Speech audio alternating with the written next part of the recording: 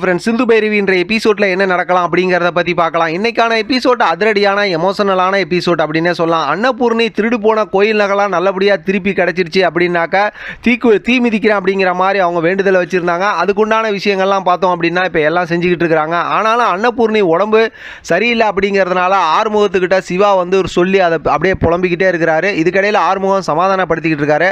இந்த பக்கத்து பார்த்தோம்னா மகாவும் எசக்கியும் பெரிய ஒரு சதி திட்டம் செஞ்சுட்டாங்க. என்னன்னா எசக்கி வந்து அந்த தீ மிதிக்கிற அந்த தீக்குழி இருக்குல்ல, அதில் பார்த்தோம் அப்படின்னாக்கா அதில் வந்து ஒரு பள்ளம் தோண்டி வச்சுட்டாங்க. அதில் 13வது அடி எடுத்து வைக்கும்போது அப்படியே அந்த பள்ளத்தில் உழுவுற மாதிரி ஒரு ஏற்பாடு பண்ணி வச்சுட்டு உடனே ரொம்ப சந்தோஷமாக இருக்கிறாங்க. இப்போ இந்த பக்கத்து இந்த மாதிரி ஒரு சதி ஏற்பாடு நடக்குது. இன்னொரு பக்கத்து பார்த்தோம் அப்படின்னாக்கா இப்போ அன்னபூர்ணி தீ மிதிக்கிறதுக்கு உண்டான எல்லா ஏற்பாடும் நடக்குது. சிவா வந்து ரொம்பவுமே பதட்டமாக தான் இருக்கிறாரு. ஆறுமுகம் சமாதானப்படுத்திக்கிட்டு இருக்காரு. எல்லாருமே இருந்துகிட்டு இருக்காங்க. இப்போ மகா அங்கே இருக்கிறாங்க. மகாவோட கேரக்டர் உண்மையிலுமே பார்க்க இரிட்டேட்டாக இருக்குது. அவங்க என்னமோ காசுக்கு மேலே நடிக்கிற மாதிரி இருக்குது. கண்ணை உருட்டி அவங்க மிரட்டி அப்படிலாம் நடிக்கிறது வந்து பார்க்கறது கொஞ்சம் இரிட்டேட்டாக தான் இருக்குது. நம்ம இன்னொருத்தங்களை பற்றி எதுவும் குறை சொல்ல தேவையில்லை. ஏன்னா ஏற்கனவே இருந்த மகா நடித்தது வந்து ரொம்ப சுவாரஸ்யமாக இருந்துச்சு. இவங்க வந்து அந்த வில்லன் கேரக்டருக்கு வந்து கொஞ்சம் செட் ஆகலையோ அப்படிங்கிற மாதிரி தான் ஆரம்பத்திலேருந்தே தோணுது. இப்போ சிந்துவும் அந்த இடத்துக்கு வேண்டுதலை நிறைவேற்றுற இடத்துக்கு வந்ததுமே பார்த்தோம்னா வழக்கம் போல் பார்த்தோம்னா அதை வந்து சொல்லி திட்டுறாங்க. சிந்து கரெக்டாக பதிலடி சொல்லி விட்டுறாங்க. அடுத்து வந்து அன்னபூர்ணி கிட்ட சொல்கிறாங்க. அன்னபூர்ணி இருந்துட்டு போட்டுன்னு சொல்கிறாங்க. இப்போ பார்த்தோம்னா அன்னபூர்ணி தீ குளிக்கிறதுக்கு அந்த தீ மிதிக்கிறதுக்கு உண்டான விஷயங்கள் எல்லாம் ஏற்பாடு நடக்குது. உடனே பார்த்தா அப்பையிலேருந்தே அன்னபூர்ணி கொஞ்சம் மயக்கம் அப்படி இப்படின்னு ஆடிக்கிட்டு தான் இருக்கிறாங்க.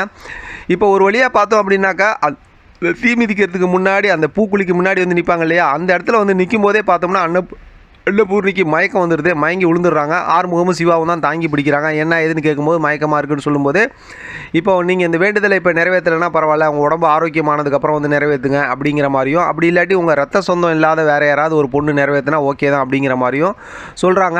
இப்போ இது கேட்டதுக்கப்புறம் பார்த்தோம்னா எல்லாருமே யோசிச்சுட்டு இருக்கும்போது, ஏன்னா அப்படி பார்த்தோம் அப்படின்னா மகால சொல்லணும், அவங்களாம் எல்லாம் யோசிச்சுட்டு இருக்காங்க. பைரவியும் யோசிச்சுட்டு இருக்கும்போது சிந்து வந்து நான் அதை நிறைவேற்றுறேன் அப்படிங்கிற மாதிரி சொல்லும்போது அன்னபூர்ணி முடியவே முடியாதுன்னு சொல்கிறாங்க. ஒரு கட்டத்தில் பார்த்தோம் அப்படின்னாக்கா எல்லாரும் சப்போர்ட் பண்ணி பேசினது இப்போ சிந்து வந்து அந்த வேண்டுதலை நிறைவேற்றுறாங்க. சிவா தான் மாலைலாம் போட்டு விட்டு எல்லாமே தண்ணியெல்லாம் ஊற்றி ரெடி பண்ணி அப்போ கொண்டு வந்து பார்த்தோம்னா பூக்குழிக்கு முன்னாடி வந்து நிறுத்திடுறாங்க. ஆனால் அந்த பூக்குழியில் தான் ஏற்கனவே நிறைய சதி திட்டம் தான் மகாவும் எசக்கியும் செஞ்சு வச்சுருக்காங்களா, அந்த 13வது அடி எடுத்து வைக்கும்போது கீழே உழுவுற மாதிரி. அதனால் அந்த மாதிரி ஒரு சதி திட்டம் வேறு அங்கே இருந்துகிட்டு இருக்கு. இருந்தாலும் என்ன நடக்கும் அப்படிங்கிற மாதிரி ஒரு பதட்டத்தோடு தான் பார்க்க வேண்டியதாக இருக்குது. இப்போ பார்த்தோம்னா சிந்து வந்து பூக்குழிக்குள்ளார இறங்கி நடக்கவும் ஆரம்பிச்சிடுறாங்க. கரெக்டாக அந்த 13வது அடி அந்த இடத்துல வைக்கும்போது அந்த பள்ளத்தில் அப்படியே நல்லாவே அந்த நெருப்பு மேலே உளுந்துடுறாங்க. ஆனால் சிவா எல்லாரும் பதறி போய் பக்கத்தில் ஓடுற மாதிரி இன்றைக்கான எபிசோட் முடிச்சிருக்காங்க.